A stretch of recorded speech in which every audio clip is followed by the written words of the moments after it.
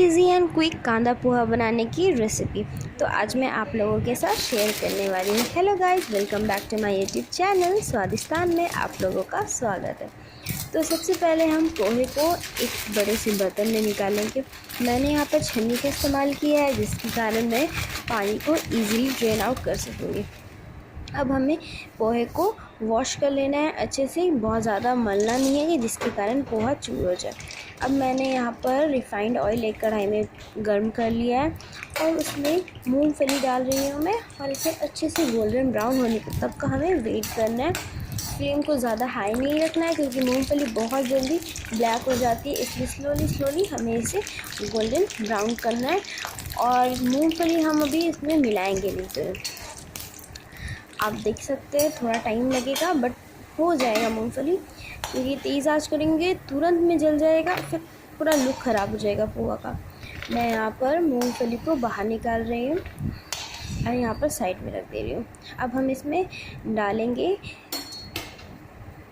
Green chilli. मैंने यहाँ पर 2 ग्रीन चिली यूज़ किया एंड 15 से 18 करी लीव्स, और इसे तड़का मारने दें। अब मैं यहाँ पर काला सरसों यूज़ कर रही हूँ, ब्लैक मस्टर्ड सीड, और इसे भी थोड़ा सा पॉप करने देना है हमें। इसका स्मेल बहुत अच्छा आता है जब ये सारे मसाले अच्छे से फ्राई होते हैं। अब मैं यहाँ पर प्याज ऐड कर रही हूँ। प्याज को ज़्यादा नहीं पकाना है हमें, बस लाइट पिंक हो जाए, गोल्डन एंड पिंक में, तो बस हमारा इनफ हो जाएगा प्याज। ये रेसिपी बहुत इजी। अगर आपको ये रेसिपी पसंद आए तो प्लीज़ मेरे चैनल को सब्सक्राइब करना एंड लाइक करना, शेयर करना। एंड नेक्स्ट रेसिपी कौन सी डालूँ और इस रेसिपी से आप लोगों के घर वालों ने क्या कहा, प्लीज़ मुझे कमेंट करना। और देख सकते हैं मेरा प्याज हो चुका है हल्का सा पिंक, तो मैं इसमें अब ऐड कर रही हूँ टमाटर। टमाटर को भी मैंने छोटे छोटे क्यूब्स में कट कर दी। अब टमाटर को थोड़े अच्छे से पकाना है, क्योंकि आमतौर पर होता है कि हम टमाटर डालते हैं और समझ नहीं पाते कि टमाटर कब पक गया। टमाटर को तेल में अच्छे से पकने देना है, क्योंकि टमाटर ना अगर कच्चा रह गया तो वो पूरा पानी पानी अजीब सा लगने लगता है। इसलिए टमाटर को थोड़े ध्यान से, और टमाटर को मैश नहीं करना है कड़छी से, तो इस बात का आपको ध्यान देना होगा। ये मिस्टेक हमेशा हर लोग कर देते हैं। अब जो पोहा हम लोगों ने रखा था धो करके, अब मैं उसमें मैरिनेशन करूँगी, मतलब मैरिनेशन नहीं, सीजनिंग करूँगी। मैंने यहाँ पर पोहा धो लिया। अब मैं इसमें सॉल्ट डाल रही हूँ, red chilli powder and turmeric powder. मेरा ना क्लिप आगे का थोड़ा सा कट गया था, इसलिए मैं दोबारा से हल्का हल्का डाल रही हूँ। मैं जब पूरा डाल रही थी तो वो क्लिप मेरा गलती से कट गया।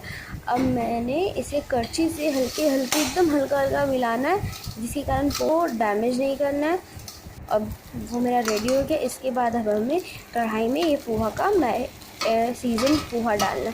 मैंने यहाँ पर स्पाइसेस सब्ज़ी में इसलिए नहीं डाला, आप लोग सोच रहे होंगे क्यों नहीं डाला, इसलिए नहीं डाला क्योंकि अगर स्पाइसेस मैं सब्ज़ी में डाल देती है तो वो प्याज ये सब थोड़ा ज़्यादा नमक नमक हो जाता, और जो मसाला है ना पोहे में अच्छे से नहीं मिल पाता, क्योंकि पोहा थोड़ा बल्क क्वांटिटी में सब्ज़ी के मुताबिक, मतलब आप बोल सकते हैं 6:3 के रेशियो में, तो थोड़ा मिलना मिक्स हार्ड हो जाता है। इसमें मैंने पोहा में पहले मिला दिया तो इवनली हर चीज़ मिल जाएगी। अब मैं इसमें मूंगफली डाल रही हूँ और इसे अच्छे से मिक्स करिए।